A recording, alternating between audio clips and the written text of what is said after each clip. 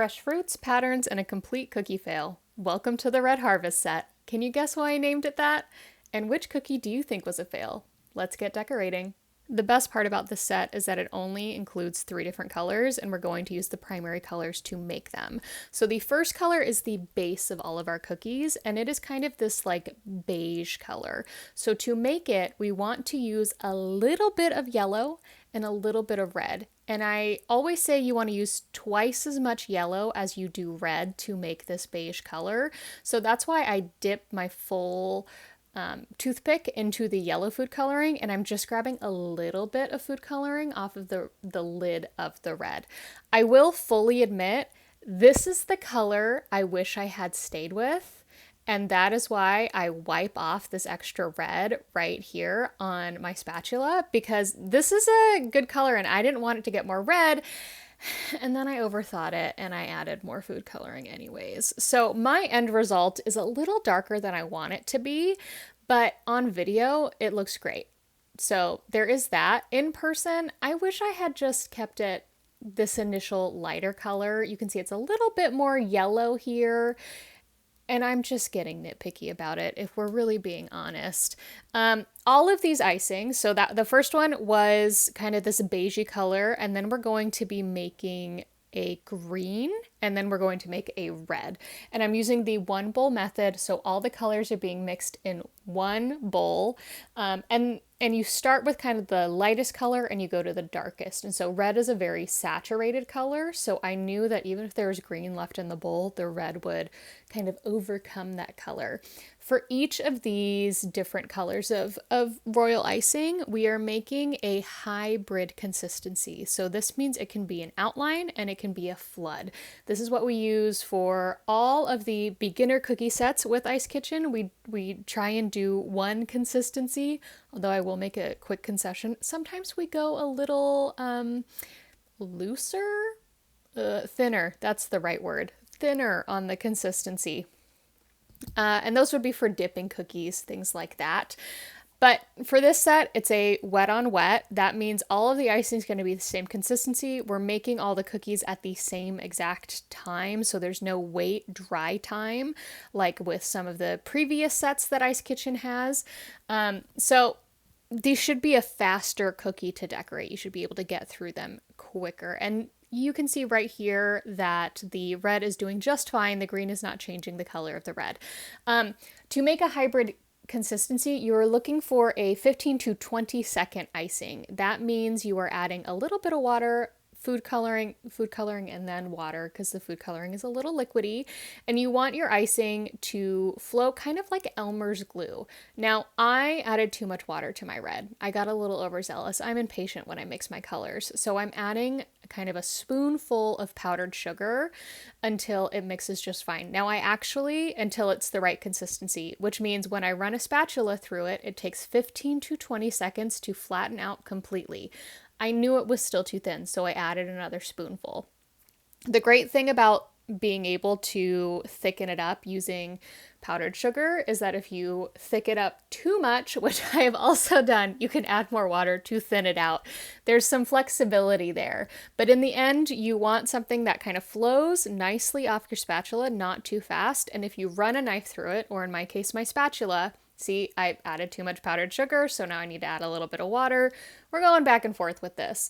But when I run my spatula through it, it'll take 15 to 20 seconds to become one flat surface again. And that's how I know I have my correct hybrid consistency to work with in this set. Once my icing is all ready and bagged, I'm going to pull out all the things that I need to start decorating.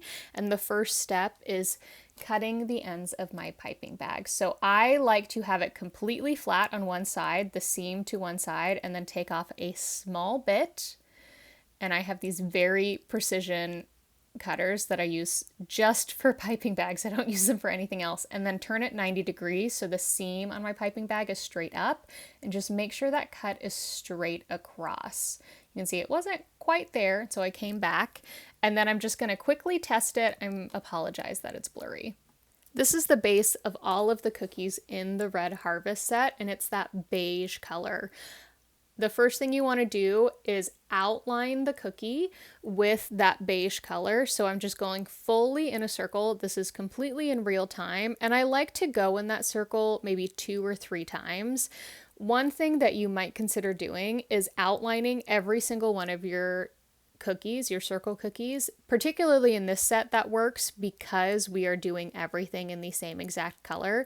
If you do every single one before filling them in, then you can make sure you have a really strong, rigid edge for you to be able to fill in the future. You can tell I did not do that in this for this cookie. You don't have to do it, but if you feel like you're getting a lot of overflow, then I would recommend doing that. But the other thing I like to do is I'll create that outline and then I start filling in my cookie from the inside instead of going along the outside of it. And you can see I had a weird blockage in my piping bag. And I'm going to go all the way around, filling in any extra pieces. You definitely want to make sure you're adding a lot of icing. If you are new to cookie decorating, you are going to be adding more icing than you think makes sense. And I don't know what was going on with my piping bag, but I kept having blockages today. And I try and go close to the edge without overflowing the edge.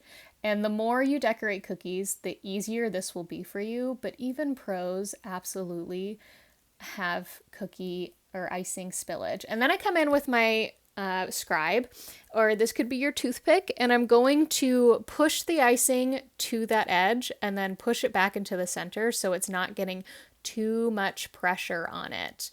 And I like to do this, one, to move all the icing around so we can have a very flat surface, and 2, to make sure that every single crevice is filled in and that line blends seamlessly with the rest of my icing.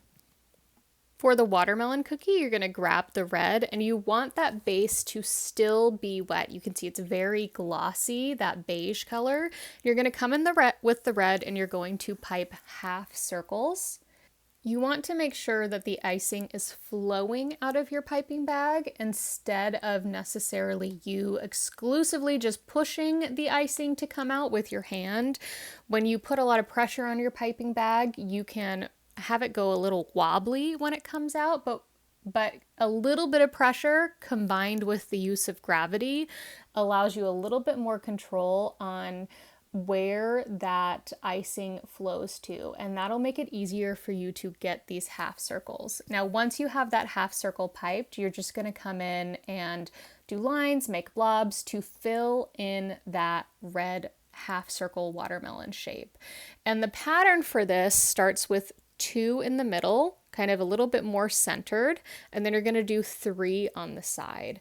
For the watermelon cookie, I tried to change the directions that the slices were going in. Obviously, when it comes to patterns, you can make whatever pattern shape you want. That is kind of the whole point of Iced.Kitchen. You can do whatever you want. I'm just giving you kind of a little bit of keys to the car and directions, but whatever roads you want to take there, however fast you want to go, that's your prerogative. So for the watermelon cookie, you're doing 3 on each side of those 2, and you can kind of change the direction that you want your slices to flow. Now, anytime that I felt like that initial little bit of icing was coming out of the piping bag and it was maybe too blobby or maybe too wiggly, circly shape, I would just wipe it on my hand or wipe it on the paper towel I always keep next to me and kind of start fresh.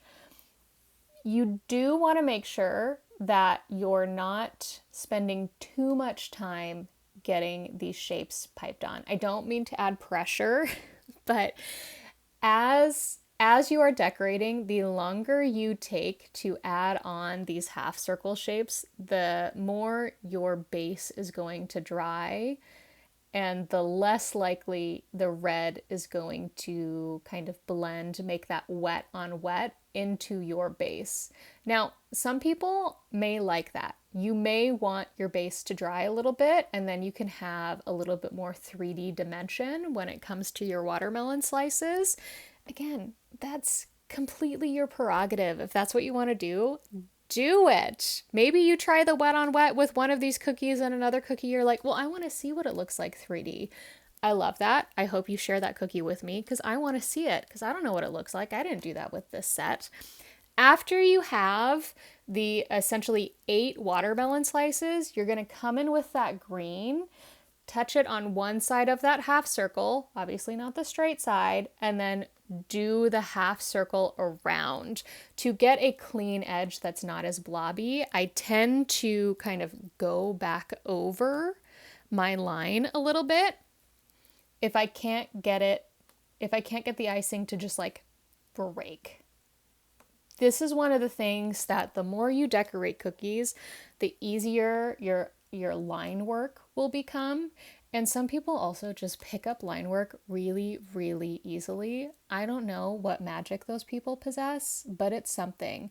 This is a great example of I ended it and then I let the icing flow, no pressure, back along the original line that I was piping. You may think this isn't a line, you're going in a half circle. I'm counting it as a line. Lines don't have to be straight. That's fine. And you're going to go over each of these half circles kind of as slowly as you need to, while also in the back of your mind thinking, how much is my cookie drying? You can see if you go back to the beginning of this video, how much glossier the cookie was at the start versus where we are now. Okay, it's not like a huge difference, but it is a slight difference. This cookie is drying as I'm working on it. And a little secret here, it's also, the icing is starting to flow off my cookie. You can see it a little bit there. This was a very droopy cookie for me, unfortunately. But it all works out in the end. They all look cute, and frankly, it's a cookie. So if it really doesn't look good, you can just eat it. After you have all of your watermelons outlined, you will have a brand new cookie when it dries, mainly because I grabbed a different cookie without realizing it. I felt like this watermelon cookie was missing something, and that's the overall sentiment I had about the Red Harvest set altogether. And so I wanted to use a fine tip edible pen, but my fine tip was completely dried out. You could not see it except for like a weird yellow tint when I drew on it. So I grabbed a thicker kind of felt tip marker and I just wanted to add a little bit of detail. I easily could have stopped it here with just the seeds inside the watermelon. I think that looks super cute, but I did a few additional accent lines on each slice of this watermelon just to give it a little zhuzh. And there's our watermelon cookie. Unlike the other 2 cookies in the Red Harvest set, the cherries, we start with the green stems, piping those on first, as opposed to starting with kind of like the body of the fruit, like we do with the watermelon and the strawberries. So for the cherries, we're going to do 2 stems, and we're just creating a little bit of curve in those stems. So you just want to make sure you're letting your icing flow out of your piping bag with a little bit of pressure from your hand, but also letting gravity do some work. So what I do is touch the icing to the still wet base of the cookie. You can see it's very glossy. It's still wet so that the green icing kind of melts into it. That's our wet on wet. Literally what it looks like, wet icing on wet icing, perfect.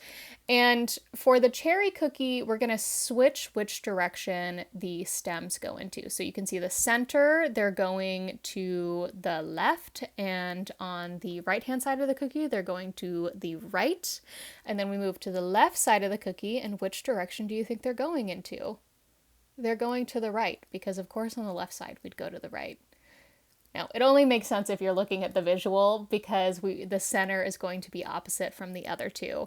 And just like we have on the watermelon cookies, we are going to do a pattern of 2 in the middle and 3 on each side. But unlike the watermelon cookies, the cherries are relatively all going in the same direction, probably with the exception of the middle left one, which goes a little bit more towards the center versus being a vertical look. One thing I would do differently with this cookie is cut the piping bag smaller for the green. I don't know, it just looks a little blobby. Now when it comes to the cherries, I'm piping on kind of pressure piping, where I'm putting more pressure to get the icing out of my piping bag faster, unlike what we did with the stems. And I'm pressure piping kind of heart shapes. Because this is wet on wet and the type of icing consistency we're using, it is going to spread out and not exactly look like little hearts. It's the type of thing where you look at it and you're like, oh, that kind of looks like a heart, but it wasn't necessarily. This has a straight pointy edge. We have domes. You can see some of them look more like hearts than the others. And that's the look we're going for. And so you're just going to pressure pipe little hearts at the end of every single stem, knowing that they're going to spread out a little bit more. What I initially pipe on spreads. It gets wider as it blends into the wet base. As with all of the other cookies in this set, because they are wet on wet, you don't want to be too much of a perfectionist when you're adding your icing, or it's just going to start sitting on top. Now that can be a total great look, whatever you're going for. But if you're trying to keep this intended wet on wet pattern, you don't want to do that. And then we're coming in with a completely optional, grabbing a edible pen and just adding a few little outline zhuzhes to these cherries to give them a little bit more dimension, make them a little bit more fun.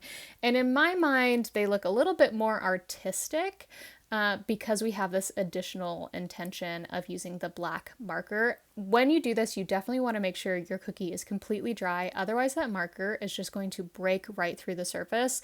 We definitely don't want that. And I have definitely done that to a cookie before.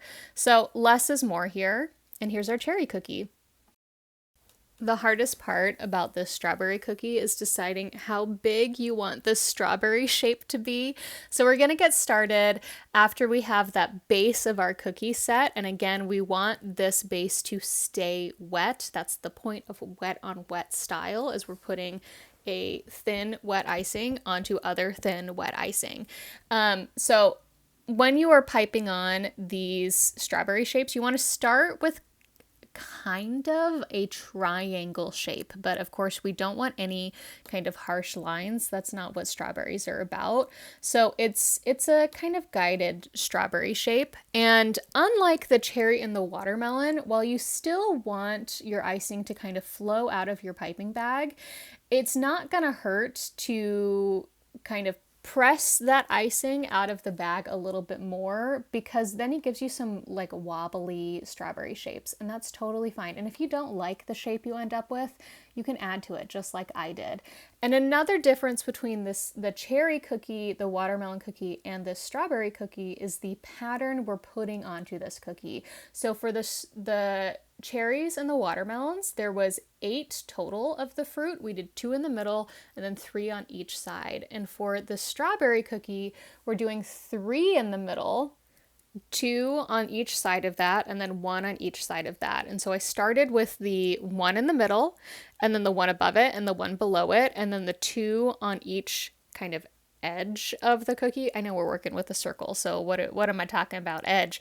But opposite sides, so we kind of had those 4 corners, and then I'm adding the 2 in between each of those sections. And I apologize that this is focusing so much on my hand.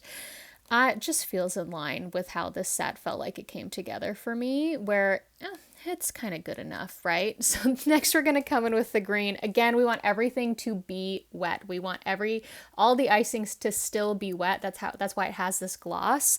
And we're not going to come in with any kind of prescribed pattern for this greenery on top of the strawberry. I don't know why I'm blanking on what this would be called. Strawberry tops? I think I can just call it that. And so I'm just doing maybe a few, I think it kind of comes down to about 4 different dips into the top of the strawberry, and then kind of 2 or 3 dips above, if that makes any sense. And this one, I am touching the icing a whole heck of a lot more when it comes to my piping bag. I'm also moving a lot faster so I can get kind of a thinner, less precise look to these strawberry tops. And it can just seem a little bit more natural, because strawberries, they're just not consistent. Once that cookie is dry, I'm coming in with the very optional edible pen. I did black for all of these. You can argue in the comments about how strawberry seeds are actually not black. I get it. I'm just using a black pen for consistency's sake. So I'm starting off by just adding the seeds onto the strawberry, and I'm pretty consistently doing 3 on the top row and then 2 below that. And if the strawberry is especially big, I might add a few more. You don't have to, again, with these patterns, do anything specific. I just had a patterned candy cane cookie a little while ago, and the pattern was not great. Some people loved it, others didn't. I was in the other camp of not super loving it. But again, in the end, these are cookies, so does it really matter? I don't think it does. The hardest part when it came to the drawing on the strawberries in the end was deciding what that extra kind of zhuzh would be outside of the seeds. And like with the watermelon cookie, leaving it as just the black marker on the seeds would look great. It just leaves the question for the cherries, what extra zhuzh are we doing there? So do whatever you want. I just adding an extra line or 2 to every single strawberry, and I really just wish I had my fine edible pen, but it had dried out, so c'est la vie. And there's our strawberry cookie.